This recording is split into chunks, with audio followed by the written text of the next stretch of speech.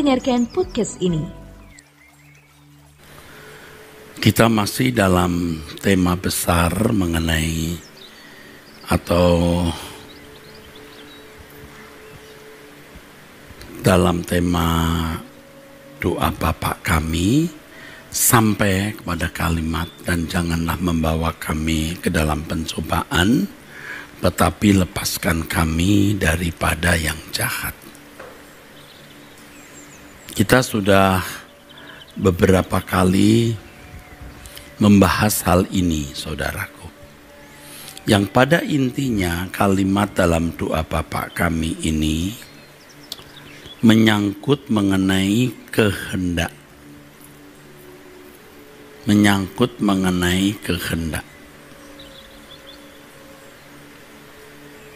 Ingat kalau kita berkata berikanlah kami makanan kami pada hari ini secukupnya, bukan berarti Tuhan secara mistis, secara ajaib, secara spektakuler mendatangkan makanan tanpa usaha kita. Tetapi agar kita bekerja, ya, mencari nafkah. Demikian pula kalau dalam doa Bapa kami ada kalimat dipermuliakan namamu, ya, dikuduskan namamu, artinya agar kita mempermuliakan Dia. Kalau kita berkata datanglah kerajaanmu, artinya kita yang harus menghadirkan pemerintahan Allah. Nah, demikian pula dengan kalimat dan janganlah membawa kami ke dalam pencobaan, tetapi lepaskanlah kami daripada yang jahat, artinya agar kita tidak mengingini sesuatu yang tidak sesuai dengan kehendak Allah. Nah, saudaraku, di sini kita diperhadapkan pada pergumulan hidup, bagaimana kita mengelola dan mengarahkan kehendak kita. Menjadi kabar baik di mana Injil memerdekakan kita. Kalau orang masih ada di dalam hukum dosa, bukan hukuman dosa ya saudara, hukum dosa. Manusia telah terpenjara di dalam satu ruangan, satu kotak, satu wilayah, di mana manusia hanya bisa berbuat baik. Dan juga bisa menjadi bejat, rusak, dan jahat. Tetapi Tuhan Yesus memerdekakan kita oleh korbannya di kayu salib dan menyediakan sarana pembebasan dengan firman dan Roh Kudus. Ya, jadi hendaknya kita tidak hanya memandang darah Yesus memerdekakan kita. Darah Yesus memang memerdekakan kita dalam arti kita dianggap benar atau dibenarkan dan dibawa kepada Allah untuk dapat menjadi anak-anaknya. Di sini terbuka potensi untuk keluar dari kotak, dari ruangan, dari wilayah, di mana manusia hanya bisa berbuat baik.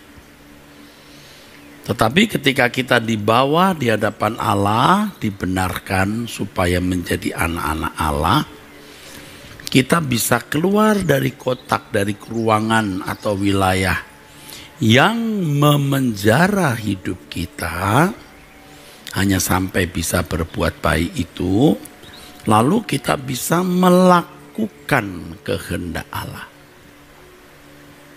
Ya. Dan janganlah membawa kami ke dalam pencobaan, tapi lepaskan kami daripada yang jahat.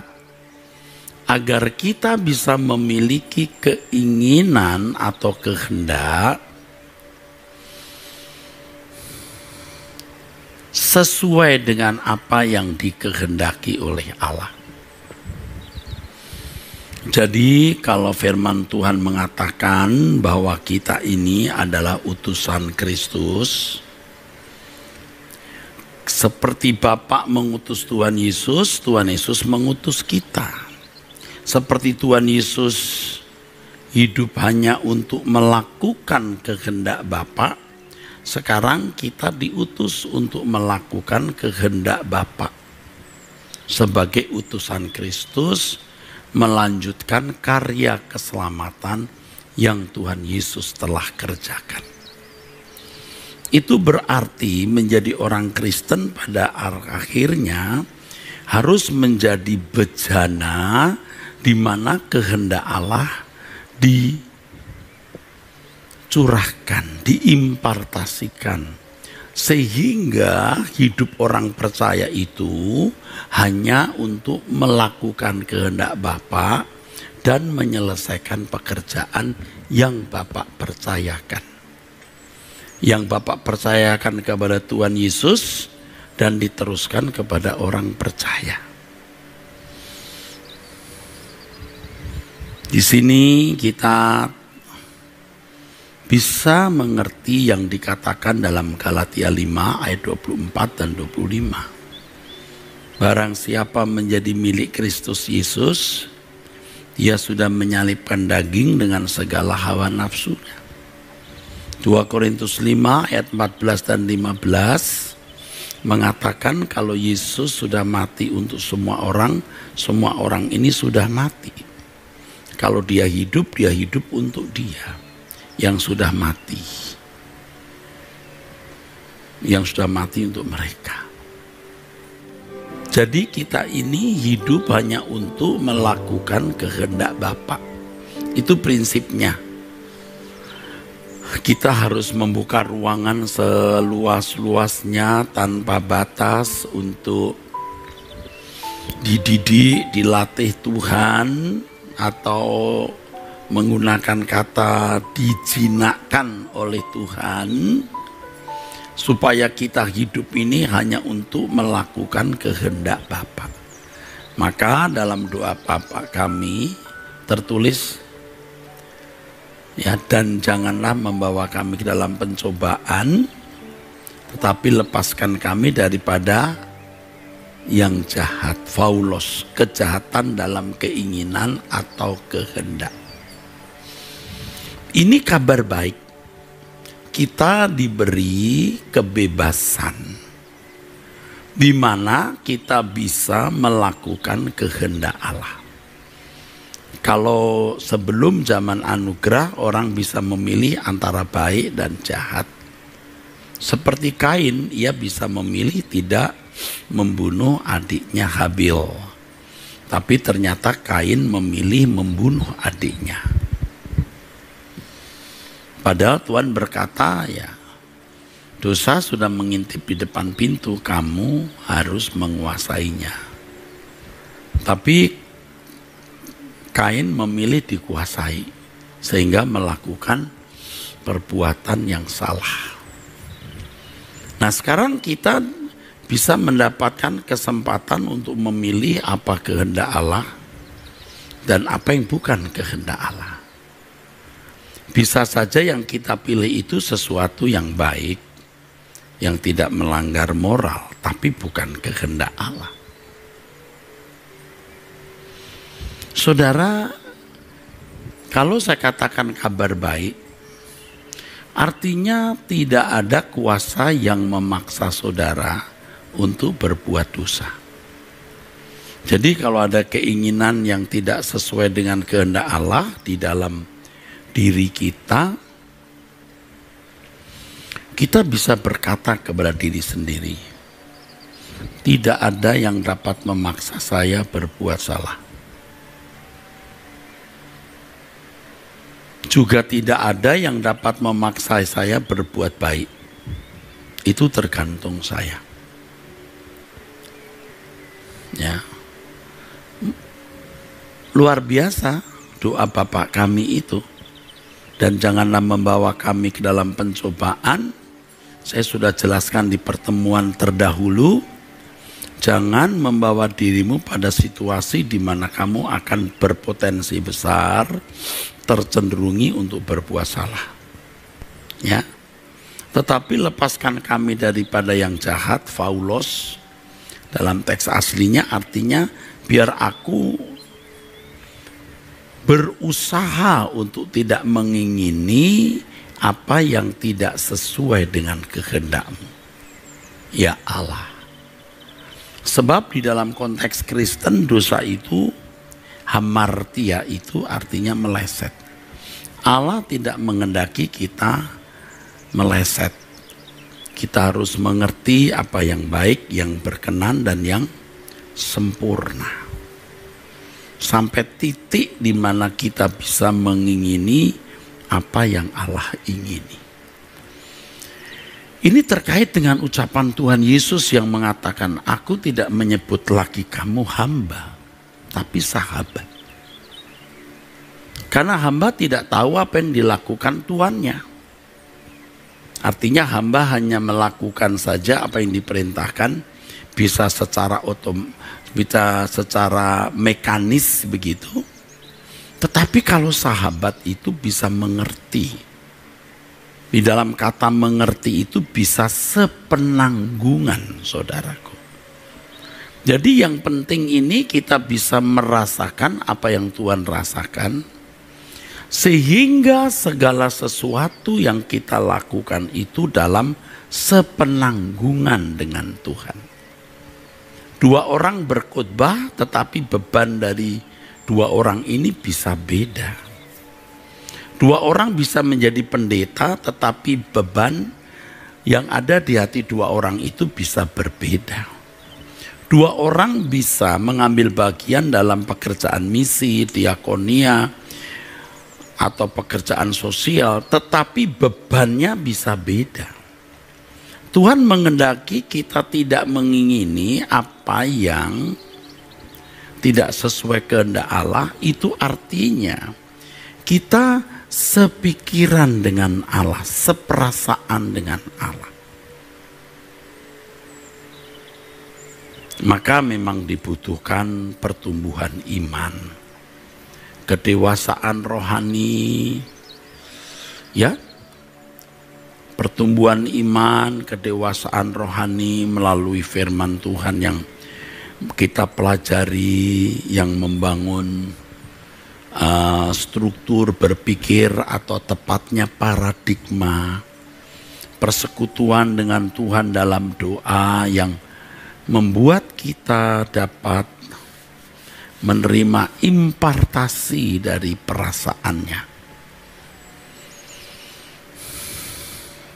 Besok hari Sabtu, saudara, biasa kalau doa pagi jam 5 itu hari libur jumlahnya tidak sebanyak kalau bukan hari libur. Nah, ini faktor apa memang belum jelas. Kalau bukan hari libur bisa mencapai hampir 1.900 melalui Zoom webinar. Ya, tapi kalau hari libur bisa kurang 200, kurang 300 gitu. Nggak tahu apa sebabnya. Tetapi besok hari Sabtu saya berharap saudara jam 5 sudah bersama dengan saya berdoa, dan jam 8.30 kita akan mendengar seminar yang luar biasa mengenai hidup dalam dimensi Allah. Ya, hari Sabtu melalui Truth ID. Kalau hidup dalam dimensi Allah, ya. Jam 8.30 kita mulai dalam 3 session, ya. 3 session. Kalau doa pagi, saudara, itu jam 5 itu melalui webinar. Itu saudara bisa melihat ID-nya 914 1877 2805 dengan passcode doa pagi. Ini bisa di screenshot. Bisa di screenshot. Jam 5 pagi, jam 5 kurang 10 biasanya saya sudah mulai. Saudara, Mari kita menghabiskan waktu umur hidup kita ini hanya untuk Tuhan. Kalau untuk orang-orang muda mungkin masih banyak yang dipikirkan ya. Tetapi kalau kita mau biar orang muda, berpikirlah simple ya. Penuhi tugasmu sebagai mahasiswa atau sebagai karyawan dalam karir. Jangan neko-neko, jangan macem-macem, jangan yang boten-boten. Lalu belajarlah firman Tuhan melalui Truth ID ini. Doa pagi jam 5, simple. Jauhi teman-teman, persahabatanmu dengan orang-orang yang tidak takut akan Allah. Apalagi perkenalan-perkenalan melalui media sosial, entah dengan orang luar negeri maupun dalam negeri, lalu pacaran jarak jauh sampai bisa menikah dengan orang yang tidak dikenal dengan baik, seperti beli kucing dalam karung padahal itu bukan kucing tapi ular. Jangan berpikir begitu, yuk kita simple saja ya. Dan ini pilihan. Apakah kita mau menjadi manusia yang unggul di mata Allah, yang memusatkan diri, yang fokus untuk melakukan kehendak Allah. Tidak ada orang yang bisa menghalangi saudara kalau saudara memang mau untuk melakukan kehendak Allah. Tidak ada yang memaksa saudara berbuat baik, tapi juga tidak ada yang memaksa saudara berbuat jahat. Nah, kehendak yang dipercayakan Tuhan kepada kita itu adalah tanggung jawab yang harus kita kelola dengan benar, dengan bijaksana. Kita harus memiliki manajemen yang baik, memanage kehendak kita. Ya, mengingat hal ini kita bahagia karena kita tidak ditentukan masuk surga atau tidak ditentukan masuk neraka. Kita memilih apakah kita memberi diri menjadi sahabat Tuhan atau seteru Tuhan. Apakah kita menjadi sekutu Tuhan atau menjadi seteru Tuhan? Mulailah saudara menghilangkan stigma yang sudah banyak mengakar di dalam pikiran orang, bahwa seakan-akan hidup suci itu sesuatu yang tidak bisa dicapai. Seakan-akan hidup berkenan di hadapan Allah itu mustahil. Seakan-akan nasib kita ditentukan oleh yang namanya takdir. Itu semua menyesatkan. Allah bukan Allah yang jahat. Allah kita Allah yang baik sekaligus cerdas. Di dalam kehendak yang diberikan manusia tersebut, manusia dan Allah bisa masuk dalam dinamika. Allah bisa masuk dalam dinamika. Jadi ketika Allah berkata namanya aku adalah aku, Allah mau membawa sedemikian rupa dirinya di dalam kehidupan manusia, dan manusia harus menemukan dirinya. Aku adalah aku. Yang bagaimana? Siapa ya? Kenali. Aku adalah aku eksis. Temui aku, alami diriku. Bukan aku adalah titik-titik. Nggak jelas. Aku adalah aku eksis. Aku bisa engkau temui. Di sini Allah yang transenden itu menjadi imanen. Imanansi Allah nampak di dalam pernyataan tersebut. Artinya aku bisa dikenali, aku bisa sentuh dalam arti dipahami kehendak maupun rencananya. Dan ini kabar baik.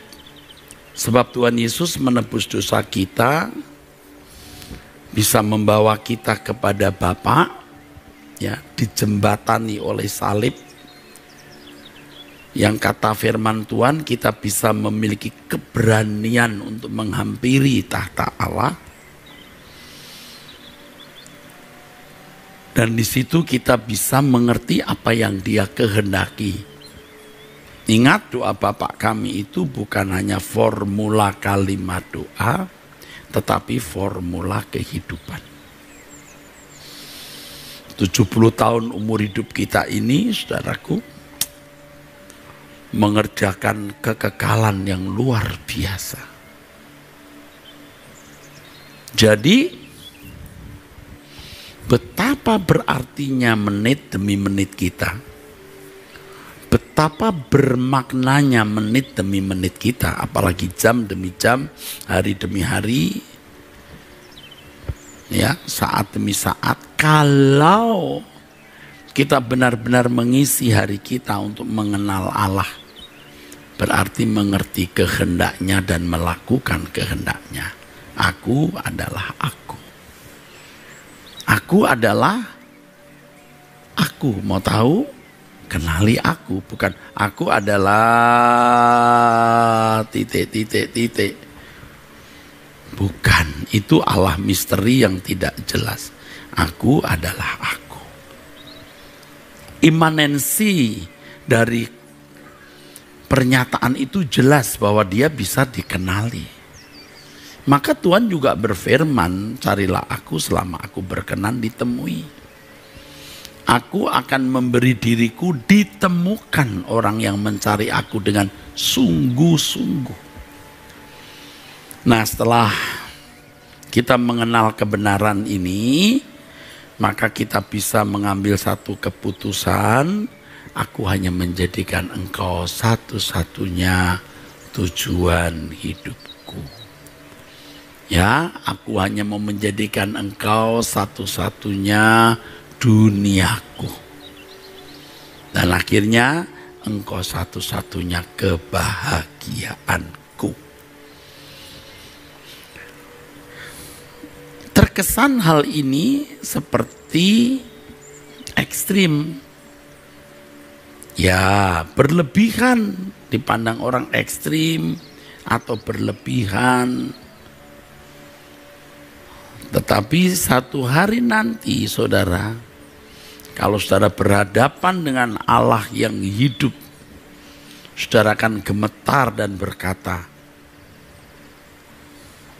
sungguh-sungguh, kata sungguh-sungguh itu pun belum cukup untuk mewakili bagaimana seharusnya kita bersikap terhadap Tuhan.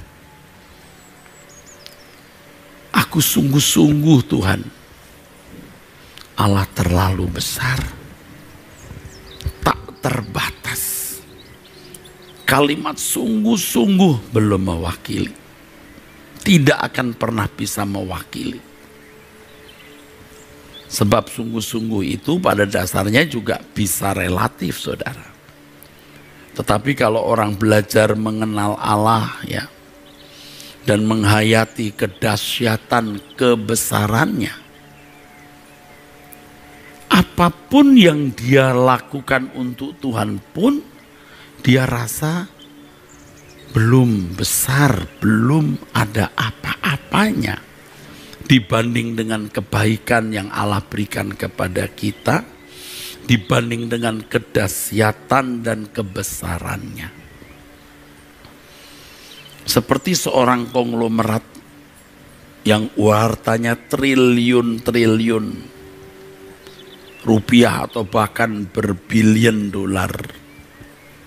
Anda memberikan berapapun tidak ada artinya.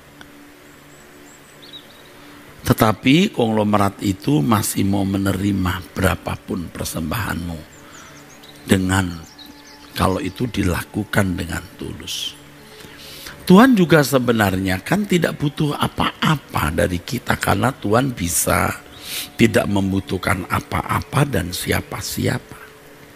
Tapi kalau dengan hati yang mencintai Dia, menghormati Dia, kita mau mengerti kehendaknya dan mengenali kehendaknya, kita jadi dalam tanda kutip mesin, kata yang lebih pantas bejana, melakukan kehendak Allah. Wah saudaraku,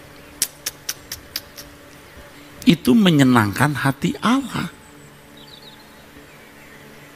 Kita menjadi objek yang benar-benar menyukakan hati Allah.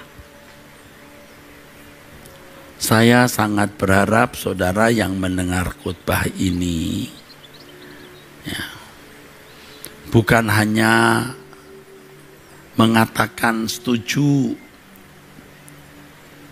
ya, bukan hanya mengatakan setuju,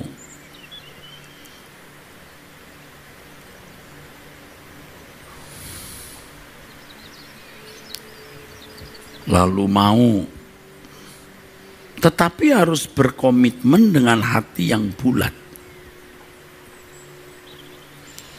Banyak orang tidak menyadari bahwa kehendak yang kita miliki itu bisa dimiliki kuasa lain atau objek lain yang membinasakan diri orang itu, kita. Sekarang kita memiliki kehendak. Kalau kita telah maksud saya kalau kita adalah ciptaan Allah, mestinya Allah yang memiliki kita. Dan memang idealnya Allah menciptakan kita menjadi alat untuk kemuliaannya, alat untuk kesenangannya. Coba bayangkan saudaraku, Allah memiliki makhluk yang disebut manusia, yang memiliki kehendak bebas, dan di dalam kehendak bebasnya manusia selalu berbuat apa yang sesuai dengan keinginan Khaliknya atau penciptanya. Betapa itu menyenangkan. Kalau satu saja itu menyenangkan, kalau itu dua pasti lebih menyenangkan. Kalau 2 juta, waduh, kalau 2 miliar jumlahnya, wah itu menyenangkan hati Allah. Selain itu satu dengan yang lain saling mengasihi, ya. Hati Allah dipuaskan, saudara. Tapi rupanya rancangan ini gagal, ya. Rancangan ini ternyata rusak karena kejatuhan manusia ke dalam dosa, saudara. Karena kejatuhan manusia ke dalam dosa. Nah, keselamatan dalam Yesus Kristus hendak mengembalikan bagaimana manusia menjadi tadi dalam tanda kutip mesin untuk melakukan kehendak Allah. Pribadi-pribadi yang menjadi bejana, kata yang lebih tepat, melakukan kehendak Allah. Dan itu menjadi kesukaan hati Bapa di surga. Maka ada doa Bapa kami, di mana ada orang-orang yang berusaha menjauhi keadaan yang berpotensi dia berbuat dosa dan tidak mengingini apa yang bertentangan dengan kehendak Allah. Nah, orang-orang ini orang yang ditebus oleh darah Yesus, yang secara de jure mestinya milik Allah. Secara hukum itu milik Allah. Secara de facto kenyataannya memang mestinya dimiliki oleh Allah. Ia diproses, didewasakan. Tadi saya menggunakan kata dijinakkan supaya dia hidup hanya untuk melakukan kehendak Allah dan menyelesaikan pekerjaannya. Tetapi kalau tidak, dunia mencemari pikirannya, dunia merusak pikirannya, sehingga keinginan-keinginannya hanya diarahkan kepada dunia, hanya diarahkan kepada dunia, sehingga keinginannya dimiliki, kehendaknya disandera, ditawan, bukan melakukan kehendak Allah, tetapi melakukan kesenangan sendiri yang didasarkan pada fasilitas dunia. Nah, inilah yang sebenarnya pernah diusahakan oleh iblis terhadap Yesus ketika iblis membawa Yesus di atas bukit atau gunung, menunjukkan atau mempertontonkan keindahan dunia. Dan iblis berkata, kalau kau sembah aku, kuberikan dunia ini. Tapi Yesus berkata, kamu harus menyembah. Artinya memberi nilai tinggi Allah. Dan hanya kepada Dia saja kamu berbakti. Coba kalau Yesus memberi diri untuk itu. Kehendaknya disandera, ditawan dengan pikatan keindahan dunia ini, saudaraku. Mengerikan bukan? Sangat mengerikan. Tanpa disadari banyak orang Kristen yang kehendaknya dijual. Karena iming-iming kenikmatan dunia itu. Ya ditawan. Makanya Yakobus pasal 4 ayat yang keempat mengatakan bahwa persahabatan dengan dunia itu permusuhan dengan Allah. Percintaan dunia itu membuat orang tidak layak bagi kerajaan surga. Dan jujur saja kita orang-orang yang pernah ditawan, walaupun kita orang Kristen dari kecil, aktivis gereja, bahkan pendeta tertawan. Oke, mungkin tidak tertawan oleh harta karena tidak ada kesempatan atau tidak ada peluang untuk memiliki harta. Tapi ditawan dengan keinginan terhormat, keinginan untuk dianggap hebat, keinginan untuk dianggap cakap.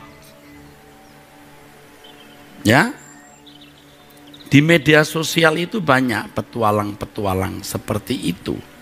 Seakan-akan mereka sedang meluruskan ajaran, mereka mau mengajar. Kasihan saudaraku, kasihan. Kasihan sekali. Coba hayati apakah tulisan orang-orang itu mengubah manusia menjadi manusia Allah? Tidak. Tidak. Yang ada membangkitkan kesombongan, keangkuhan, dan perdebatan-perdebatan atau perselisihan-perselisihan atau persideraan. Jadi saudara jemaat Tuhan harus mulai cakap sekarang. Kalau apa yang saudara dengar, saudara baca tidak membuat saudara menjadi lebih hidup kudus, merindukan kerajaan Allah, ya terbebas dari percintaan dunia, itu pasti salah. Tetapi kalau yang saudara dengar membuat saudara hidup lebih benar, lebih bisa menguasai mulut, masih lebih membuat kita bisa mengalah, ya, membuat kita lebih jujur, tulus, merindukan langit baru, bumi baru, dan rela bersedia untuk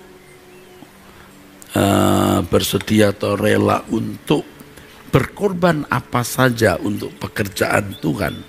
Itu simptom, itu gejala Anda mendengar kebenaran yang murni, saudaraku. Nah, saudara, jangan sampai kita ditawan oleh dunia. Kita sadar kok, kenapa aku punya hobi ini, hobi itu. Kenapa aku senang ya kalau punya ini, punya itu. Kalau dulu ya, ini saya kira sama seperti yang dialami banyak orang ya. Kita sibuk pelayanan, kita bikin acara rohani, apakah itu KKR, doa, seminar. Tapi di luar itu kemudian kita merasa juga punya kesenangan-kesenangan yang kita nikmati. Nah, setelah kita bertumbuh terus, di luar dari seminar, doa, sudah tidak ada kesenangan. Pikiran kita juga hanya Tuhan saja. Sehingga kita itu menantikan betapa indahnya besok pagi aku doa jam 5. Aduh, aku menantikan, aku mau mengikuti atau kalau saya menjadi pembicara seminar. Ya, bukan dualisme, ya. Punya dunia rohani, nanti keluar, wah aku mau nonton film ini, wah aku mau menikmati ini. Ini pada umumnya begitu. Bukan gak boleh nonton film ya, bisa saja Tuhan memang menghendaki ada yang perlu ditonton dan memberi pelajaran. Tapi kalau hanya untuk kesenangan, tidak boleh. Nah, orang-orang muda mendengar saya bicara ini tentu tidak suka. Ah, kok sampai begitu amat sih Pak? Kalau kamu lihat kekekalan, kamu akan tahu yang saya katakan ini benar. Saya memilih ini. The only word I have is Jesus, my Lord, my Father in heaven. Satu-satunya duniaku itu hanya Tuhan. Dan ini kebahagiaan. Ya, kalau kita lagi duduk lihat televisi lalu ada film ya kita ikuti, ya bagus juga. Enggak juga enggak. Enggak ada ikatan. Kalau dulu kan bangun tidur, wah hari ini aku mau jalan-jalan ke sini, aku mau buat ini. Ya enggak salah juga kalau kita harus mengajak keluarga jalan-jalan karena itu bagian dari tanggung jawab kita, saudara. Tetapi kita tanpa sadar bisa terbelenggu, terpenjara. Belum lagi ya orang-orang yang memang kesenangannya adalah melihat jumlah uangnya bertambah, jumlah asetnya bertambah, ya. Lalu buka usaha sana, usaha sini, lalu jadi keren, lalu dikenal sebagai pengusaha yang sukses, kenal pejabat sana, pejabat sini, lalu bangga, aku kenal pejabat ini. Kasihan, saudara. Padahal pejabat itu jahat, korup, dia bangga, dia pasang fotonya di rumah. Padahal pejabat itu korup, dia yang mendatangkan kesengsaraan bagi rakyat. Bangga ya foto dengan orang itu, padahal lebih baik dia foto dengan monyet yang tidak mendatangkan celaka bagi orang lain. Saudaraku, kalimat dan janganlah bawa kami dalam pencobaan, tapi lepaskan kami daripada yang jahat. Panggilan untuk menggunakan kehendak kita, mengelola kehendak kita dengan bijak supaya dimiliki oleh Allah. Supaya dimiliki oleh Allah. Karena Allah tidak bisa memiliki hidup kita kalau kita tidak melakukan kehendaknya. Allah tidak dapat memiliki orang yang kehendaknya tidak ditujukan kepada dia. Rumusnya, hukumnya adalah segala sesuatu dari dia, oleh dia, dan bagi dia. Semua dari dia, betul. Oleh dia, ya. Terus bagi dia. Nah, saudaraku, ini standar. Kristen standar itu seperti ini. Kalau kita mau melakukannya dengan benar hal ini, Tuhan akan memberikan kita hikmat-hikmat yang lebih lengkap, lebih utuh, sehingga kita dapat melayani Dia, melakukan kehendaknya dalam atau disertai seperasaan dengan Dia. Jadi kalau aku tidak berbuat salah itu bukan sekedar